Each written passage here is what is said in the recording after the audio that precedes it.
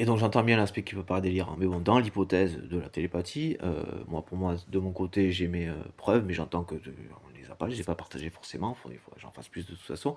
Mais par exemple, bon, voilà, moi je me reconnais, je sais, voilà, et a priori, bah, ce truc a donc bénéficié à des personnes qui n'étaient pas du tout, dans les mêmes intentions que moi, chose que de toute façon je ne cherchais pas forcément à faire non plus, mais en aucun cas le contraire, donc jamais je n'aurais cherché à aider des personnes qui auraient été conservatrices, mais peut-être un peu trop, ou de type personnalité, type psychopathe, narcissique, sociopathe, en tout cas pas des plus fiables, je vais citer personne. Euh, et puis à tout hasard, il est bon effectivement de protéger la démocratie, donc sans être antidémocratique, puisque du coup on la protège et on lui permet de continuer, donc c'est démocratique. Faut juste pas être naïf en fait. La démocratie c'est pas oui oui les bisounours. Il y a des gens qui cherchent à attaquer, à nuire, à détruire, parce que, mais c'est pas parce qu'ils sont, si parce qu'ils sont pas gentils on pourrait dire, et c'est pas parce qu'ils sont pas dans oui oui les bisounours, parce qu'on ne l'est pas non plus.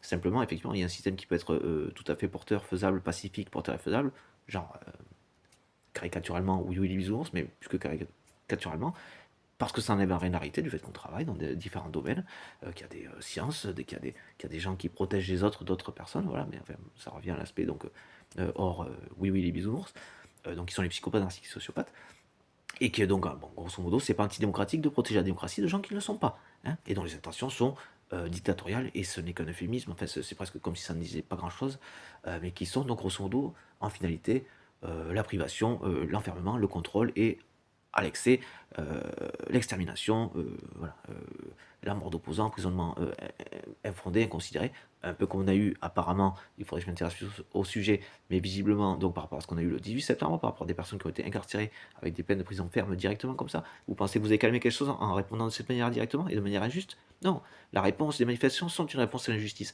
Vous êtes encore plus injuste, ça va être encore plus violent si vous continuez comme ça. C'est pas une menace, c'est voie de conséquence. C'est juste effet, conséquence, acte, conséquence. Vous comprenez? Voilà. Donc, essayez pas de chercher à impressionner qui que ce soit, votre réponse soit d'autant plus équivalente, avec des trucs comme ils sont armés, tout ça, et ils auraient le dessus. Mais jamais de la vie, moi, pauvre meuf. Là. Te mets pas en danger bêtement, toi. Te mets pas en danger utilement. Tais-toi à la limite, quoi, je veux dire. Tu penses te sauver la vie en faisant ça? Non, non. Tu te sauverais la vie en te mêlant pas du sujet, quoi, je veux dire. En ne cherchant, en tous les cas, à défendre la dictature, en fait. Celle qui va, la même qui va, donc, en finalité, certainement, t'achever, en fait. C'est pas de la menace. Je sais que vous êtes teubé, mais prenez 2 secondes pour vous intéresser à quelques sujets qui ont déjà eu lieu, à la limite. Vous comprenez? Pour décaler de moi de ce que j'essaie de vous faire comprendre. Par prévention.